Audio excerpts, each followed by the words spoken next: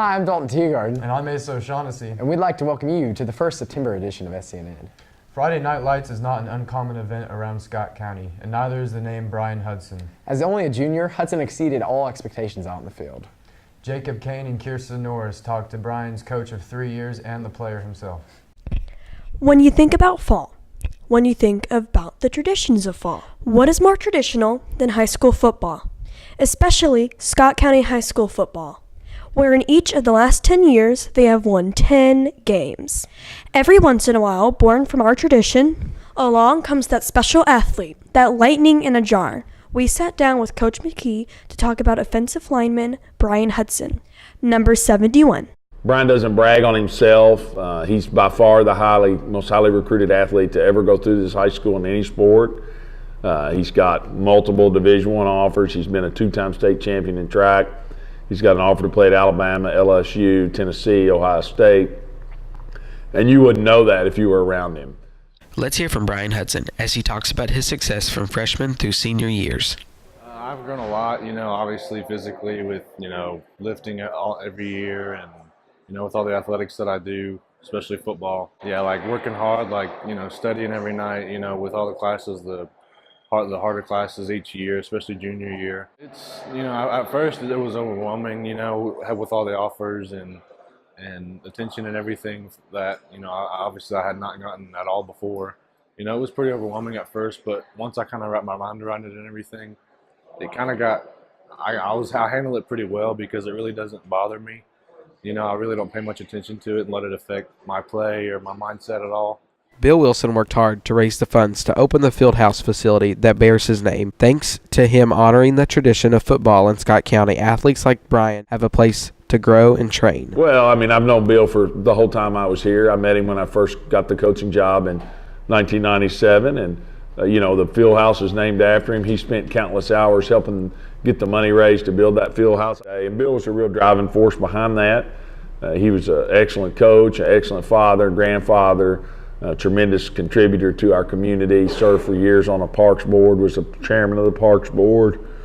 Just a tremendous person and a huge loss. But, I guarantee you that Bill, he wants us certainly to grieve his loss, but he really mainly wants us to carry on his memory through our actions. So bring on those Friday Night Lights. Well, it finally happened. The official groundbreaking for Great Crossing High School took place last week, and it's set to open the 2019-2020 school year. Christian Cook and Madison Carper dish us the dirt on this groundbreaking story.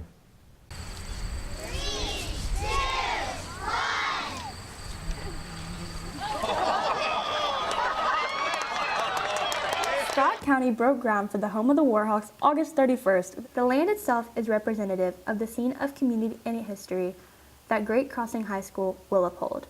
Buffalo crossed the Elkhorn nearby, and Native Americans prospered on these lands. Pioneers established one of the first settlements that would become Georgetown here. The surrounding area has served as a home for the education of students in Scott County for more than 100 years. This site off Betsy's Way is the future home of Great Crossing High School, home of the Warhawks. This is the future home of Great Crossing High School and of the Great Crossing High School Warhawks. And today we have a very special Warhawk here to celebrate with us. A first edition Warhawks t-shirt was provided by Kentucky Bank. To get here today, it took leadership of the 5 board members: Kevin Kidwell, Stephanie Powers, Joanna Fryman, Diana Booker, and Susan Duncan, as well as those who became before them. It also took the ongoing support of community leaders who partnership with Scott County schools to make a dream of a second school a reality. Western Elementary School students Mason Temple and Sophia Gorshak represented more than 9,000 others with shovels in hand as they broke ground alongside Superintendent Dr. Kevin Hubb, board members architect David Simakar, and Shannon Fraley from D.W. Wilbur Construction. Students counted down in anticipation and then followed with resounding cheers at the conclusion of the groundbreaking. Great Crossing High School will open in August 2019. Last weekend, the Pete Festival took place, where Scott County's own Brandon Poole and Brianna Hamilton performed. Arissa Hoppus is the SCNN reporter that brings us this wonderful story. The weekend of September 8th through 12th was the first annual Pete's Festival in Jonesfield and Louisville, Kentucky. This is a music festival held to help young people understand and confront their mental and emotional health in a positive way. Michelle, the creator, was one of many who had lost their loved one to depression. She is now making a commitment to bring change to those who struggle with their inner self so they can express it, something her brother could not do. Her brother committed suicide despite the fact he received help. Arissa Hoppus and Brianna Hamilton, along with Brandon Poole, participated in this event on Sunday, September 10th. They showcased one of their songs from their project, Facing Depression, including other songs as well. The project was based around Arissa's sister, Kristen, who has a story similar to Pete, and we want to share her story to inspire others. AB Project is playing over here on Paladin's stage, so come over here, gather around. And well, I know I've been blindsided. I am beautiful, no matter what they say. Words can't bring me down. Please catch me as I'm falling, I'm slowly going down. My head is underwater and my feet won't touch the ground. Forgive me if I'm not the one you wanted me to be, but I'm losing the strength I had to set you free. This concludes the first September edition of SCNN. I'm Asa O'Shaughnessy. And I'm Dalton Teagarden. And we're signing you off. All right, whatever. I don't care.